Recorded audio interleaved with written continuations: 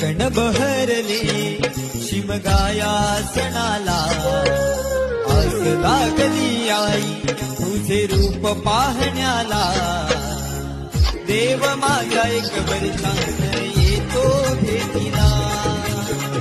आनंद लागाव खांदा देतो पालखीला चरणाशी येतो आई आशीर्वाद खायला भक्त तुझा तल्लीन होतो होळी उत्सवाला भक्त तुझा तल्लीन होतो होळी उत्सवाला कोकण बहरले शिमगाया सणाला आस लागली आई तुझे रूप पाहण्याला